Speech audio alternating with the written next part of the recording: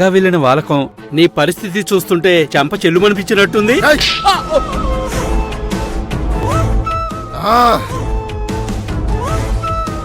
మంగా, ఈసారి మిస్ అవ్వచ్చా? ఏదో ఒకరోజు ఖచ్చితంగా దొరుకుతావు.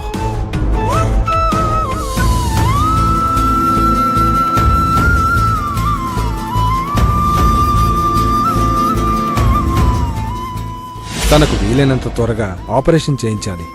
ఈ సర్జరీకి 15 లక్షల దాకా ఖర్చు అవుతుంది. 10 లక్షలు. నీ ఇంటి డాక్యుమెంట్స్ ఇవి కూడా నీకే. నువ్వు నాకు కావాలి. బుజ్జి, ఎలాగైనా నేను నీ ప్రాణాలు కాపాడుకుంటాను.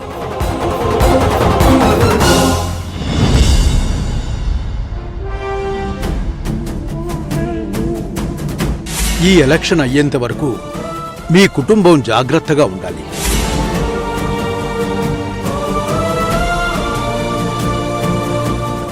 ఏంటి అర్జున్ బాబు ఆలోచిస్తున్నారు? ఆలోచన కాదు కావేరి, మదన పడుతున్నాను.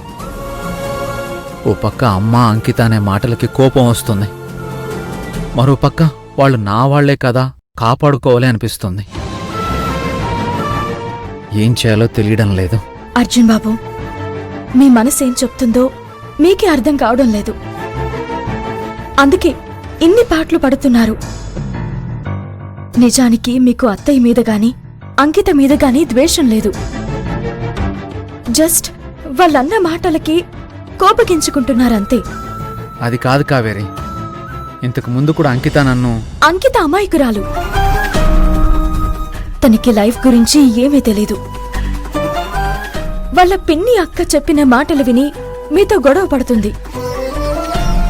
వాళ్ళు తనని ఎంతగా మార్చేశారంటే, ఇక్కడికొచ్చినప్పుడు తండ్రిని ప్రాణంలో ప్రేమించే అంకిత ఇప్పుడు ఆ తండ్రి మాటల్ని కూడా లెక్క చేయడం లేదు. ఇప్పుడు మీరు ఆలోచించాల్సింది ఇంట్లో వాళ్ళ గురించి కాదు, ఆ దేవరాజు గురించి. వాడు పరమ దుర్మార్గుడని ఊళ్ళో వాళ్ళు చెప్తున్నారు. మనం వాడి భార్య నుంచి అత్తయ్య వాళ్ళని కాపాడుకోవాలి. కావేరి, రామయ్య గారు చెప్పిన దాన్ని బట్టి వాడు శత్రువుల మీద వెంటనే అటాక్ చేస్తాడు. కానీ మనం వచ్చి ఇంతసేపు అయినా గానీ వాడు సైలెంట్గా ఉన్నాడంటే వాడి ఆలోచన ఏంటో అర్థం కావడం లేదు. మీరేం కంగారు పడకండి. వాడు మనల్ని దాటి ముందుకు వెళ్ళలేడు. కావేరి, అంకిత మనల్ని దూరం పెట్టాలన్న ఉద్దేశంతో ఎక్కడ తప్పు చేస్తుందో, అమ్మతో సహా ఆ దేవరాజుకి ఎక్కడ దొరికిపోతుందోనని భయం వేస్తుంది. అలా జరగకుండా నేను చూసుకుంటాను అర్జున్ బాబు. నేనిక్కడికి అలని రప్పించింది కూడా అందుకే. సరోజ వాళ్ళు ఏం ప్లాన్ చేస్తున్నారో, అంకితతో ఏం మాట్లాడుతున్నారో గమనించమని చెప్పాను. కావేరి, ఏదేమైనా ఎలక్షన్ అయ్యేంత వరకు మనం చాలా జాగ్రత్తగా ఉండాలి. నువ్వు కూడా ఒంటరిగా ఎక్కడికి వెళ్ళొద్దు. అర్జున్ బాబు, దేవరాజ్కి కావాల్సింది నా ప్రాణం కాదు, అత్తయ్య అంకితల ప్రాణాలు. అందువల్ల వాడు నా జోలికి రాడు. కావేరి, నీకేమైనా పిచ్చా? అసలైన క్రూషియల్ ఓట్లు మనవే. వాడికి మనం దొరికినా చాలు, గెలుపు వాళ్ళదే అవుతుంది. కాబట్టి నా మాటే లక్ష్మణ రేఖ అనుకో, ఒంటరిగా ఎక్కడికి వెళ్ళకు. సరే అర్జున్ బాబు, మీకు చెప్పకుండా మీ తోడు లేకుండా ఎక్కడికి వెళ్ళను, సరేనా?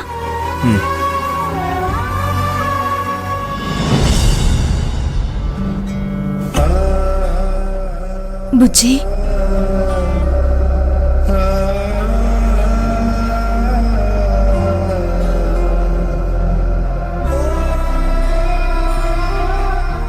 మంగా, నాకు ఏమైంది? ఇదెందుకు పెట్టారు? ఏం లేదు బుజ్జి, గుళ్ళో నువ్వు కళ్ళు తిరిగి పడిపోయావు కదా, అందుకే డాక్టర్ గారిని పిలిపించాను.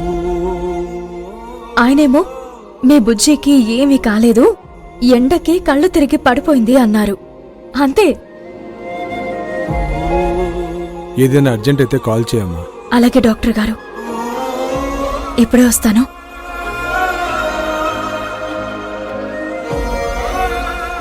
మంగ, పాప ప్రస్తుతానికి స్పృహలోకి వచ్చింది. కానీ మళ్ళీ మళ్ళీ ఇలా జరిగితే తనకి అమ్నీషియా మొదలవుతుంది. కాబట్టి త్వరగా ఆపరేషన్ చేయించే ఏర్పాట్లు చూడు.